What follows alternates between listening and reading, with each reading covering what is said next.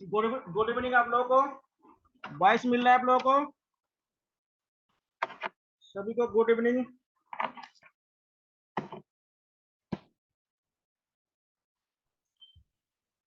देखिए, आज जो हम क्लास शुरू कर रहे हैं, इसमें क्वेश्चन लेके आया कि आपके एग्जाम के दृष्टिकोण से जो इम्पोर्टेंट क्वेश्चन है वो सब आपको चर्चा करेंगे। गुड इवनिंग सभी को गुड इवनिंग। किसी का कोई क्वेश्चन है तो आप लोग क्वेश्चन भी पूछ सकते हैं, ठीक है। जो भी क्वेश्चन आप लोगों के दिमाग में आ रहा है या लग रहा है कठिन है, समझ में नहीं आ रहा है, उन सारे क्वेश्चनों को क्या है आप लोग यहाँ पे पूछ सकते हैं। गुड इवनिंग सभी को गुड इवनिंग। चलिए, ठीक है, पहला क्वेश्चन से हम शुरू करते हैं।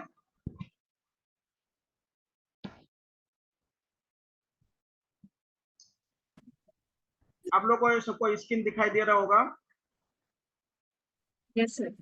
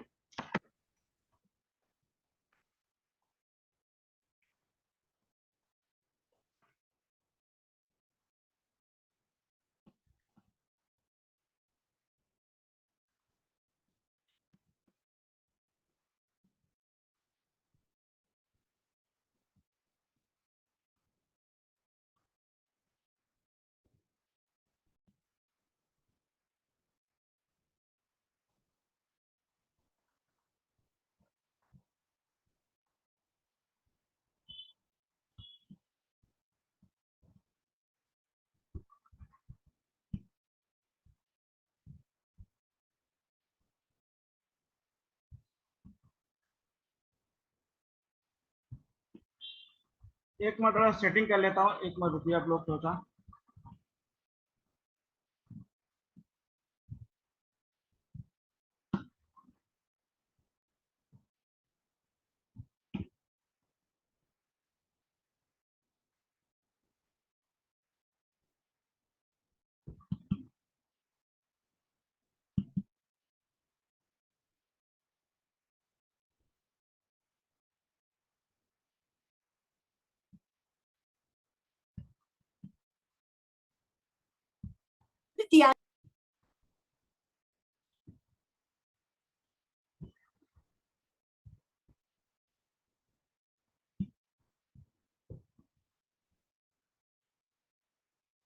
चलिए,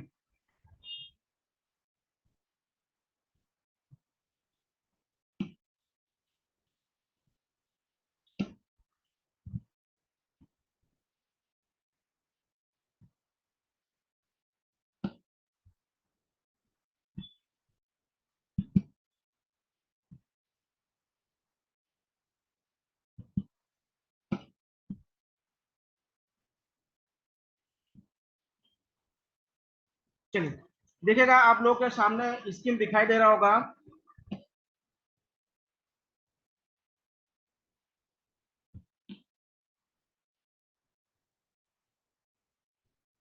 आप लोग के सामने स्क्रीन शो कर रहा होगा। ठीक है, जो पहला क्वेश्चन है आप लोगों का, वो बोला कि निम्नलिखित में से किस स्थान पर विवेकानंद रॉक मेमोरियल स्थित है? क्या स्थित है? Vivekananda rock sir memorial. ये स्क्रीन में कुछ शो नहीं हो रहा। हेलो सर, स्क्रीन में कुछ शो नहीं हो रहा, ब्लैंक ब्लैक आ रहा है।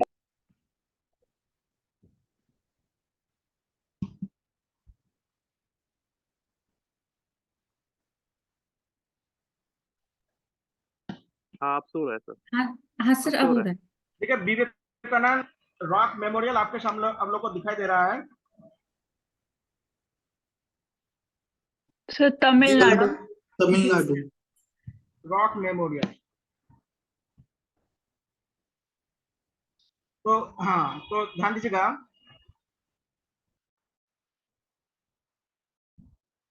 एक मिनट सबको ज्वाइन कर लेता हूँ, और भी लोग हैं।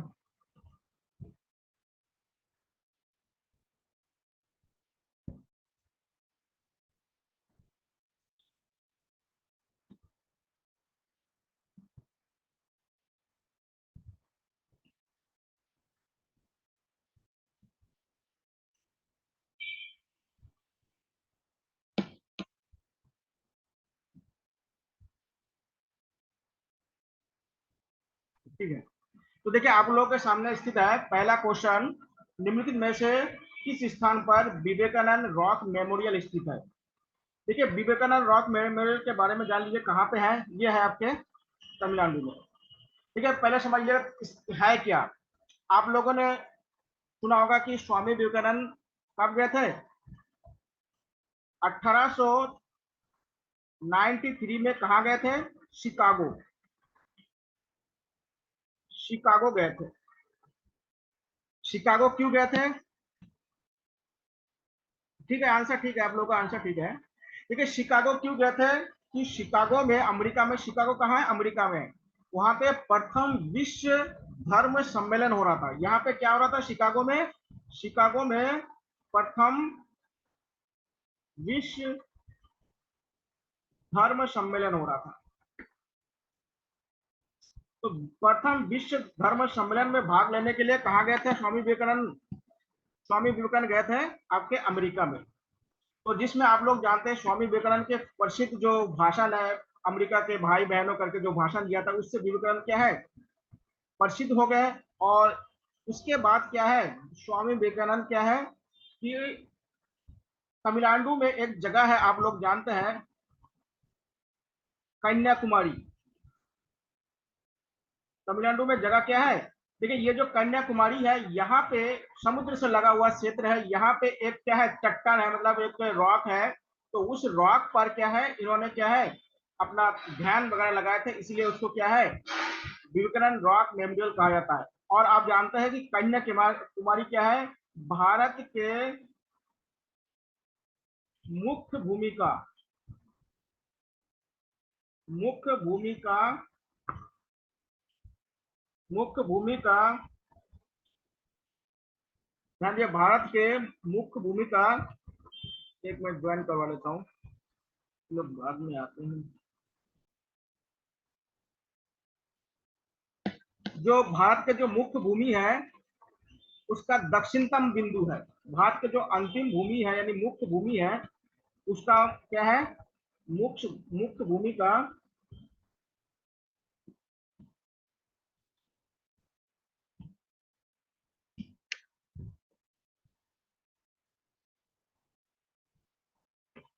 दक्षिणतम बिंदु है।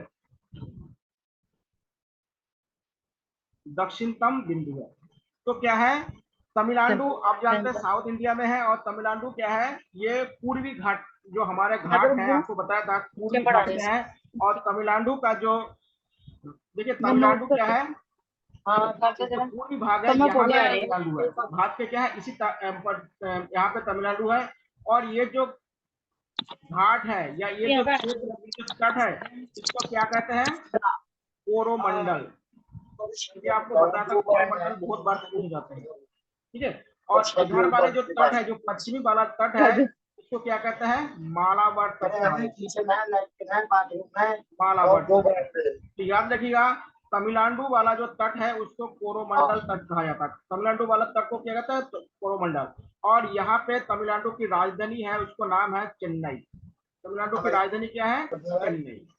और आपको एक बात और बताया था कि लग रही जे बॉक्स लगा दे सब चले आना। मेरा आवाज ठीक आ रही है? किसी दूसरे का आवाज से माइक का क्या दिक्कत हो रहा है? अरे जो बोल रहे हैं वो लोग जरा ना बोले, कौन बोल रहे कौन है यहाँ पे? मत बोलिए, जो भी बोल रहे हैं उसका माइक जरा ऑन का ऑफ कर लीजिएगा आप। कौन रहा है? Sir, आवाज please mute your mic. Mute कर देता हूँ।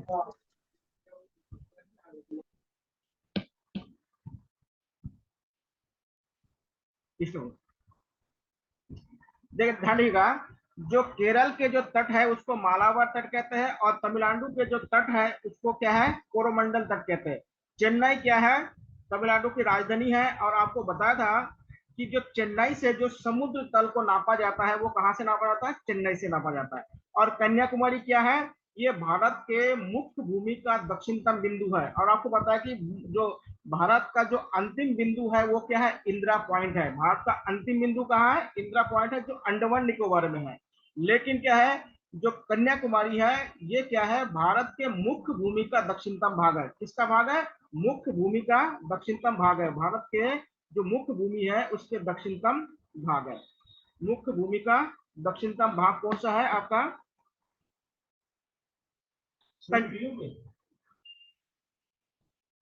कन्याकुमारी है। चलिए अगला देखते हैं हम।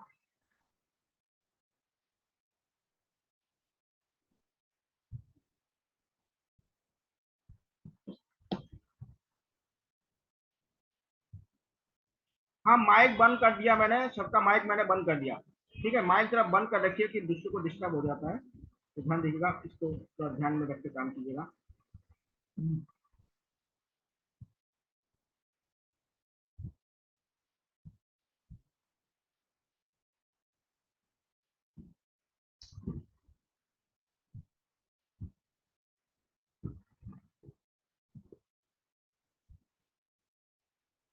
देखिए अगला जो क्वेश्चन है आप लोगों को दिख रहा होगा,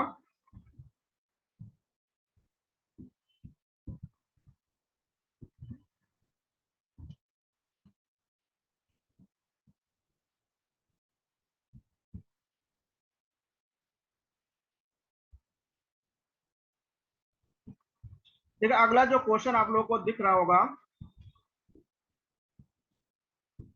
वो है कि जो यूनेस्को द्वारा किस धरोहर को 2021 में विश्व धरोहर सूची में इनको रखा गया है। तो विश्व धरोहर सूची में किनको रखा गया है इनके बारे में आपको बताना है। देखिए आप लोगों को बताया था कि जो विश्व धरोहर जो स्थल है वो क्या है? भारत में अलग अलग जगह पे है। और ये क्या है? यूनेस्को द्वारा इसको मान्यता देते हैं। कौन मान्यता देते हैं? यूनेस्को द्वारा इनको मान्यता देते हैं। ध्यान देगा, इनको मान्यता कौन देते हैं? यूनेस्को द्वारा इनको मान्यता दी जाती है। तो यूनेस्को द्वारा क्या होता है? इनको मान्यता देते हैं।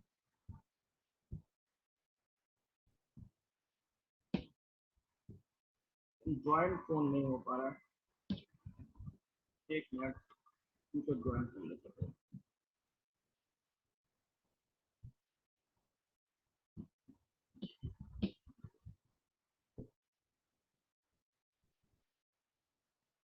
ठीक है, तो देखिए निम्नलिखित में से किस भारतीय स्थल को जुलाई 2021 में यूनेस्को ने विश्व धरोहर सूची में शामिल किया गया है?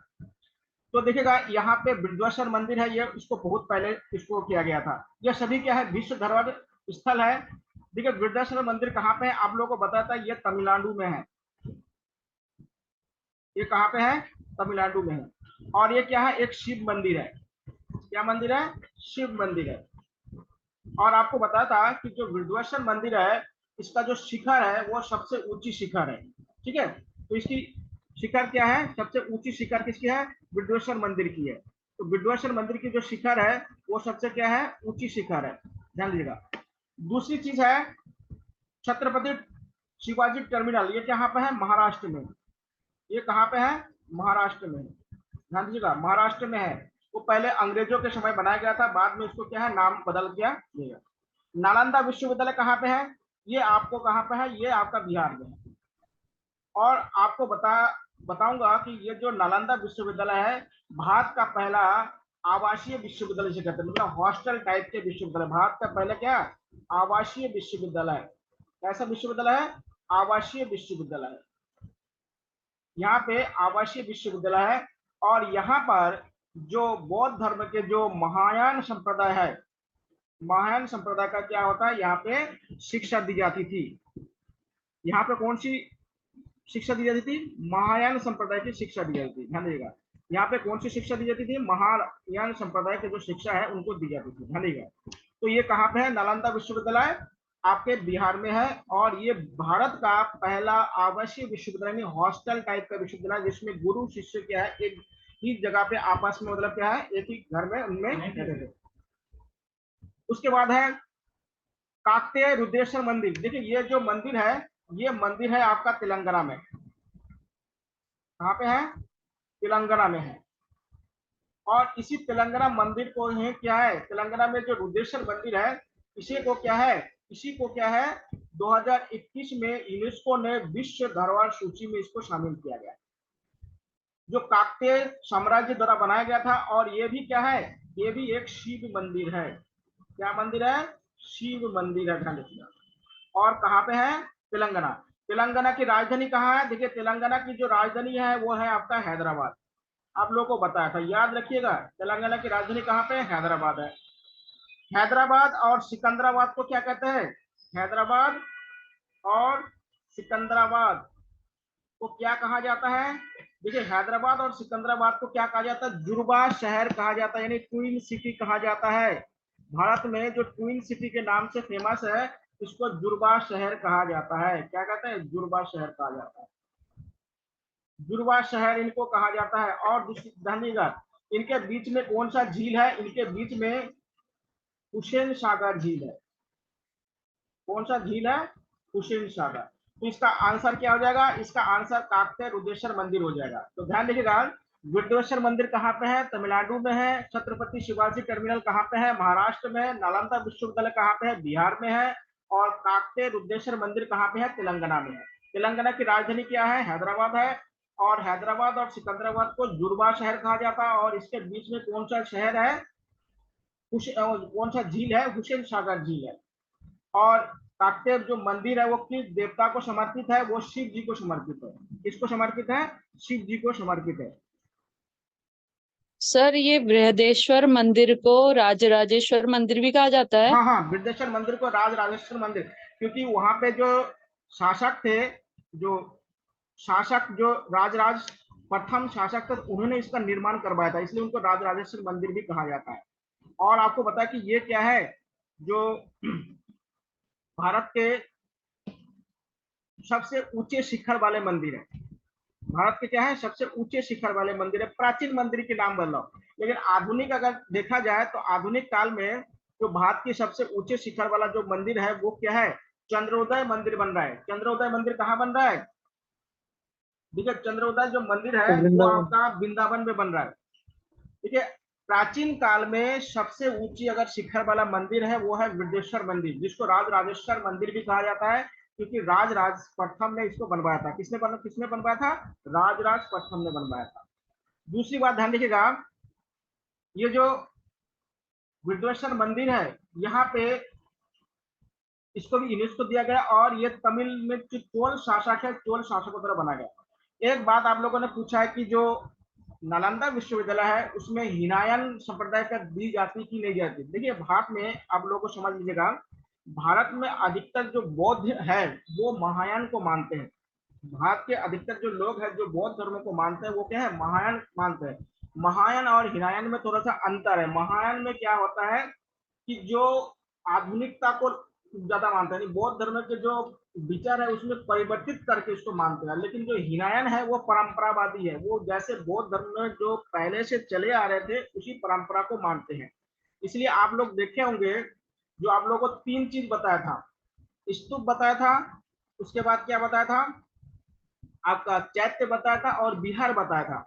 देखिए जो स्तूप है वो महायान लोग मानते हैं, जहाँ पे उसको रखा जाता है। लेकिन जो चैत्य है जिसमें मंदिर होते हैं और जिसमें भगवान गौतम बुद्ध की मूर्ति लगाई जाती है, वो महायान लोग मानते हैं। आप लोग देहरादून में गए होंगे, क्लेमेंट टाउन में, वहां पे देखिए बहुत बड़े बौद्ध मंदिर है, तो वो क्या है, महायान संप्रदाय के हैं। लेकिन देखिए श्रीलंका, म्यांमार और थाईलैंड, ये जो 3 देश है, यहाँ पे महायान संप्रदाय नहीं है, बल्कि क्या है, हिनायन संप्रदाय है। इसलिए देखिए श्रीलंका में मूर्ति पूजा नहीं होता है, तो बौद्ध धर्म के जो मानने वाले हैं, क्यों, क्योंकि वहां पे इस तरह के व्यवस्था है। तो हिनायन और महायान क्या है, बौद्ध धर्म के दो चंदेल शासक नहीं है। देखिए विद्वेश्वर जो मंदिर है ना, वो चंदेल शासकों ने नहीं बनाया, वो बनाया चोल शासकों ने बनाया। ध्यान रखिएगा, विद्वेश्वर जो मंदिर है ये चोल शासकों ने बनाया, चोल शासक। तो चंदेल शासक है ना, वो क्या है, जो आप लोग खजुराहो के जो मंदिर देखते हैं, तो खजुराहो के मंदिर क्या है, चंदेलों ने बनाया है। और जो विद्वेश्वर मंदिर है, उसी को आपका चोल शासकों द्वारा बनाया गया, चोल शासकों द्वारा बनाया गया आपका विद्वेश्वर मंदिर। और जो खजुराहो के मंदिर है वो बनाए गए हैं आपके क्या है, वो आपके चंदेल शासकों ने बनाया, वो आपको क्या है, चंदेल शासकों ने बनाया है। अगला क्वेश्चन देखिएगा, आप लोग को दिखाई दे रहा होगा। अगला क्वेश्चन है, कौन सा कथक घराना, कथक मतलब आपको बताया था कि हमारे यहाँ पे अलग अलग जगह पे क्लासिकल डांस है, जो कौन सा कथक घराना जो नृत्य है उसमें आध्यात्मिकता को धारण करता है, मतलब आध्यात्मिक चीज को धारण करता है। ध्यान दीजिएगा, उसमें क्या है, आध्यात्म चीज को क्या है, धारण करता है। तो अध्यात्म मतलब क्या होता है, देखिए आपको बताया था कि उत्तर भारत में, हाँ उत्तर भारत में केवल एक ही क्लासिकल डांस है, वो है कथक। और बाकी क्या है, जितने भी क्लासिकल डांस है वो साउथ इंडिया में है। आपको लिखा था, देखिए आप लोगों को लिखा था कि जो कुचिपुड़ी है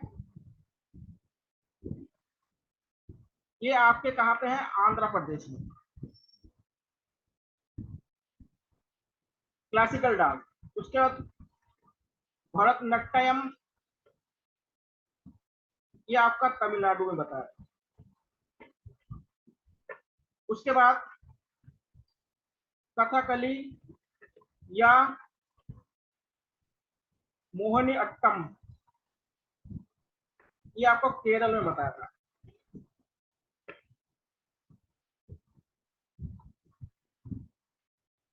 ओडिसी, ये है उड़ीसा में। तो ये क्लासिकल डांस बोध है। उसके बाद है यक्षगान, ये है कर्नाटक।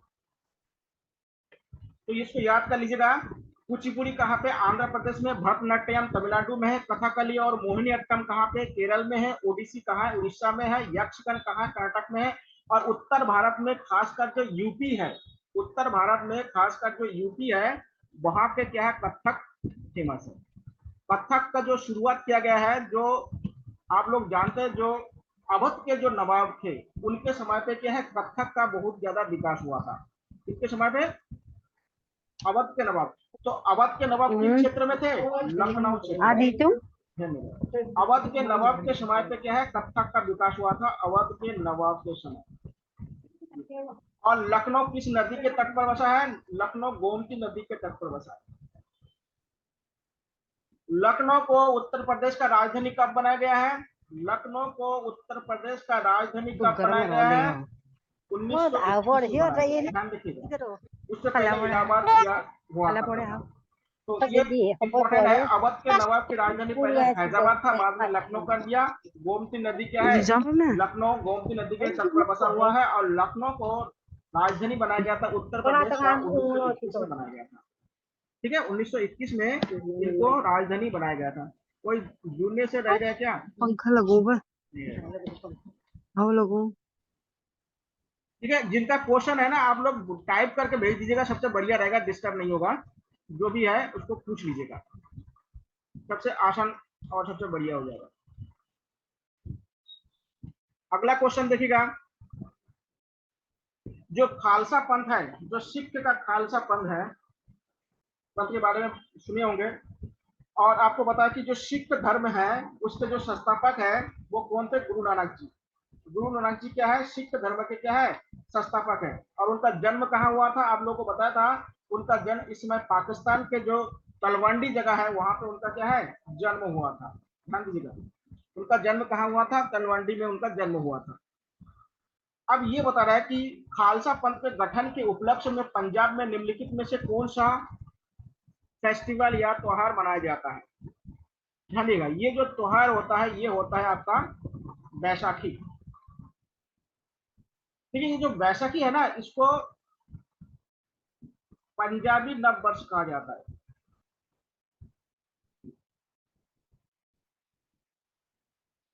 क्या कहा जाता है? पंजाबी नव वर्ष। और ये क्या है? एक कृषि त्योहार है, एग्रीकल्चर एग्रीकल्चर। जो फसल अगर अच्छे होते हैं तो उसकी खुशी में लोग क्या है? मिलते हैं एक दूसरे से। तो खालसा, ठीक है, खालसा जो पंथ है ना इसको स्थापना किसने किया था? समझ लीजिएगा, गुरु गोविंद सिंह। गुरु गोविंद सिंह ने खालसा पंथ की स्थापना की थी। ध्यान दीजिएगा। और आपको मालूम होगा उत्तराखंड में एक विशेष जगह है जहां पे गुरु गोविंद सिंह ने पिछले जन्म में तपस्या किया था। कौन सा जगह है? आप लोग बताइएगा कहाँ पे है? कि जहां पे गुरु गोविंद सिंह ने, आपको बताया था क्लास में, कहाँ पे उन्होंने पिछले जन्म में तपस्या किया था? ये आपके उत्तराखंड में ही है। एक तो किसी ने जवाब दिया है, क्या है? हेमकुंड, एकदम सही बताया आपने, हेमकुंड में है। कहाँ पे है? हेमकुंड में है। तो हेमकुंड क्या है? उत्तराखंड में है, जहां पे क्या है? गुरु गोविंद सिंह ने पिछले जन्म में क्या है? यहाँ पे तपस्या किया था। कहाँ पे है? हेमकुंड। हेमकुंड लिख लीजिएगा। हेमकुंड कहाँ पे है? उत्तराखंड में, जहाँ गुरु गोविंद सिंह ने पिछले जन्म में। और गुरु गोविंद सिंह का जन्म कहाँ हुआ था? बिहार में हुआ था। ध्यान दीजिएगा, वो पंजाब के नहीं थे बल्कि कहाँ के थे? बिहार के थे। लोग कंफ्यूज करते हैं पंजाब के होंगे, ये पंजाब के नहीं थे बल्कि कहाँ से थे? बिहार से थे। अगला क्वेश्चन देखिएगा, ये जनगणना से है। आप लोग को जनगणना बारे में बताया था कि भारतीय सर एक जनगणना क्वेश्चन है। 2011 के अनुसार भारत में जनसंख्या का घनत्व यानी डेंसिटी कितना है? आपको पता है कि डेंसिटी का मतलब क्या होता है? एक वर्ग किलोमीटर के अंदर कितने लोग रहते हैं? एक वर्ग किलोमीटर के अंदर कितना है? कितने लोग इसमें रहते हैं? एक वर्ग किलोमीटर के अंदर कितने लोग यहाँ पे रहते हैं? तो देखिए भारत में कितना है? भारत में 382 यानी 382 है, भारत की बोल रहा हूं। लेकिन अगर आपसे पूछा जाए सबसे ज्यादा जनघनत्व वाला प्रदेश कौन सा है, तो इस समय बिहार है। बिहार में सबसे ज्यादा जनघनत्व है। कितना बताया था? 1103 व्यक्ति प्रति किलोमीटर स्क्वायर। ये राज्य की बात बोल रहा हूँ, ध्यान। तो बिहार में सबसे ज्यादा है। और सबसे कम किसमें है? अरुणाचल प्रदेश। अरुणाचल प्रदेश की जनघनत्व क्या है? सबसे कम है, ध्यान रखिएगा, केवल 17 व्यक्ति पर किलोमीटर स्क्वायर। तो सबसे ज्यादा कहाँ पे है? बिहार में जनघनत्व ज्यादा है। और सबसे कम कहाँ पे है? अरुणाचल प्रदेश में। उत्तराखंड में कहाँ पे है? उत्तराखंड में बता दीजिएगा। उत्तराखंड में जनघनत्व अगर देखा जाए तो देहरादून कह रहा हूँ, सॉरी, हरिद्वार की जनघनत्व सबसे ज्यादा है और उत्तरकाशी की जनघनत्व सबसे कम है। कहाँ के ज्यादा है? हरिद्वार की जनघनत्व सबसे ज्यादा है और आपका जो उत्तरकाशी है उसका जनघनत्व सबसे कम है। उत्तरकाशी का जनघनत्व सबसे कम है। और आपका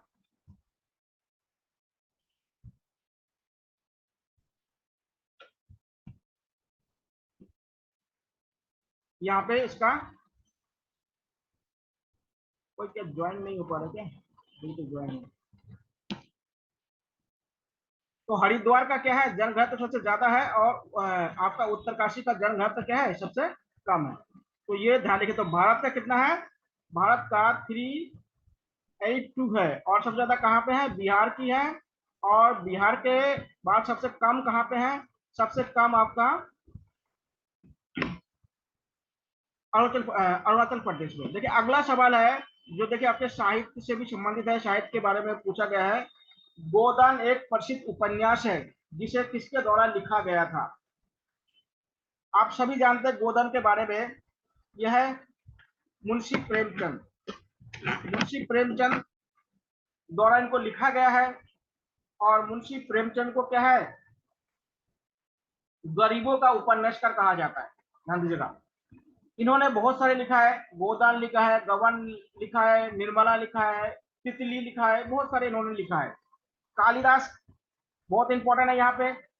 महादेवी वर्मा, आप लोग बताइएगा कि उत्तराखंड में महादेवी वर्मा किस स्थान पर महादेवी वर्मा का म्यूजियम है, उसको बताइएगा। महादेवी वर्मा का म्यूजियम कहाँ पे है उत्तराखंड में, बहुत इंपॉर्टेंट है। जहाँ पे रहकर उन्होंने एक कहानी लिखा था जिसका नाम है Bilhari.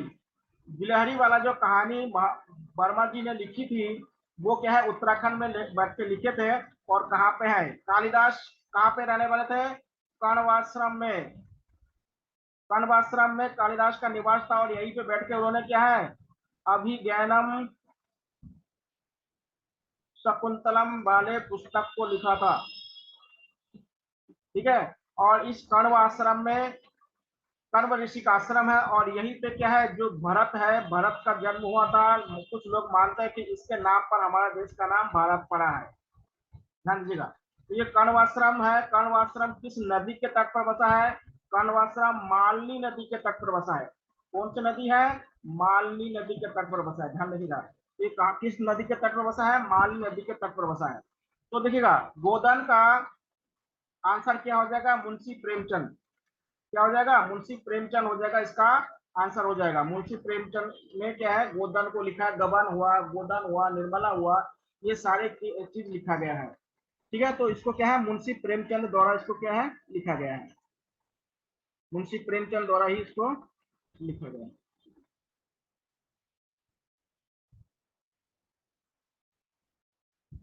Haridwar B B B.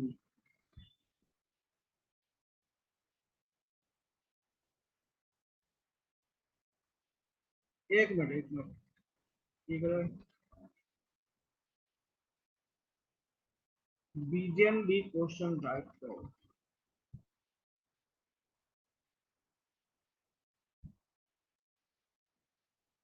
Sir Lakshman ji के मंदिर के बारे में पूछना था।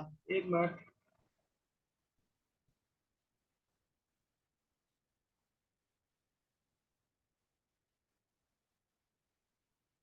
ठीक है, ठीक है। तो ध्यान रखिएगा, ये जो कण्वाश्रम है ये मालनी नदी के तट पर बसा है। यहाँ पे कालिदास ने अपना अभिज्ञानम शकुंतला नामक पुस्तक। लेकिन जो मुंशी प्रेमचंद का गोदान है ये किसी पर आधारित है। ठीक है, महादेवी वर्मा जो नैनीताल में एक जगह है रामगढ़, रामगढ़ सुने होंगे आप लोगों ने, यहाँ पे उनका म्यूजियम है। कहाँ पे है? रामगढ़ में। और रामगढ़ किसके लिए फेमस है? फलों के लिए फेमस है। रामगढ़ किसके लिए फेमस है?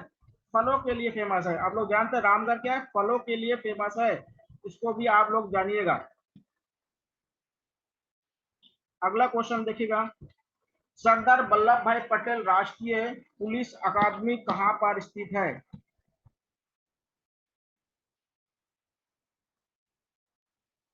किसी का माइक क्या म्यूट है क्या? एक मिनट, म्यूट करवाना है।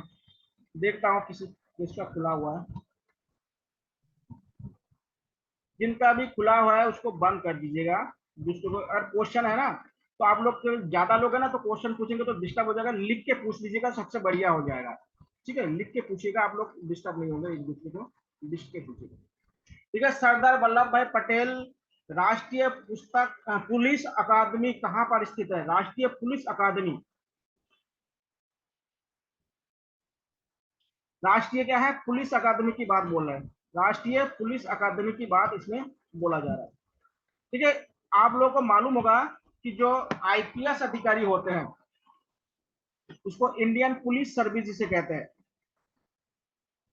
Indian police service.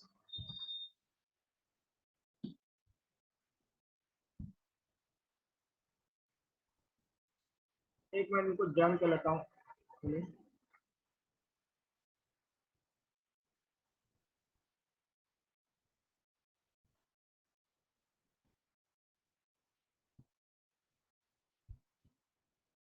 हाँ हैदराबाद है, ठीक है, आंसर आप लोगों का सही है। एक मिनट ज्वाइन करने के चक्कर में, ठीक है, हैदराबाद है। देखिए जो आईपीएस पुलिस होता है, जो यूपीएससी के माध्यम से जिनको चुना जाता है, उसको इंडियन पुलिस सर्विस कहते हैं। इंडियन पुलिस सर्विस कहते हैं। उनका जो ट्रेनिंग होता है वो कहाँ पे होता है? हैदराबाद में होता है, ठीक है, हैदराबाद में होता है। अभी बता कि हैदराबाद क्या है? तेलंगाना की राजधानी है। इसकी राजधानी है तेलंगाना। तेलंगाना कब बना था? तेलंगाना 2014 को बना था। समझिएगा, तेलंगाना कब बना था? 2014 में बना था, और ये 29वीं राज्य के रूप में बना था। 29 राज्य के रूप में ये बना था। एक बात और जानिएगा, जो हैदराबाद है इसमें यहाँ पे 4 मीनार है। क्या है? 4 मीनार कहाँ पे स्थित है? हैदराबाद में स्थित है। एक बात और हैदराबाद के बारे में जान लीजिएगा, यहाँ पे डीएनए बैंक स्थित है। डीएनए बैंक, जहाँ पे पेड़ पौधे या मनुष्य के या जंतुओं के डीएनए को क्या कंजर्व किया जाता है। आप लोगों ने एक शब्द सुना होगा, finger printing, DNA finger printing, जिससे अपराधियों को या माता पिता की पहचान करने के लिए जो टेस्टिंग की जाती है, वो क्या होता है? यही हैदराबाद से होता है। तो हैदराबाद में क्या है? डीएनए बैंक भी है, जो डीएनए को कंजर्व करके यहाँ पे रखा जाता है, ठीक है। तो डीएनए को कहाँ रखा जाता है? हैदराबाद में रखा जाता है, ध्यान दीजिएगा।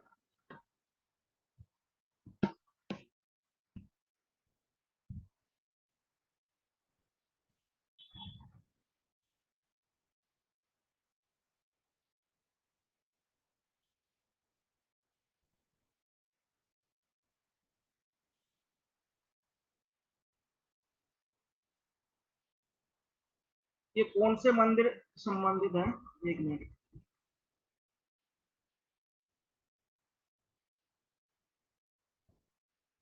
चलिए।